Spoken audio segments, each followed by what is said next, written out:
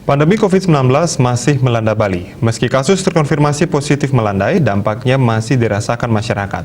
Salah satunya adalah peternak ikan di Desa Rianggede, Penebel Tabanan. Dengan turunnya PPKM di Bali ke level 3, diharapkan perekonomian berangsur-angsur pulih sehingga penjualan hasil ikan yang dibudidayakan dapat bertumbuh positif.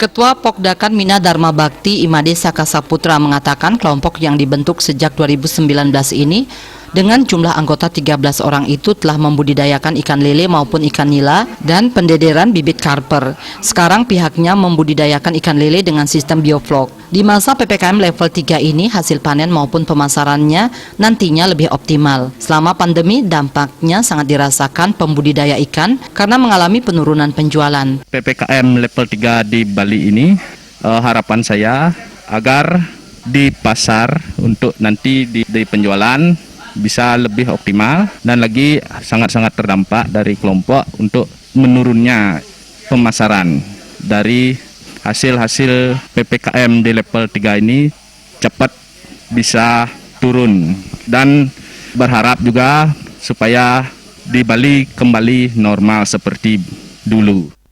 Saka Saputra juga berpesan agar masyarakat senantiasa disiplin menerapkan protokol kesehatan 6M, pola hidup sehat bebas COVID-19, yakni memakai masker, menjaga jarak, mencuci tangan, mengurangi bepergian, meningkatkan imun tubuh, dan mentaati peraturan pencegahan COVID-19.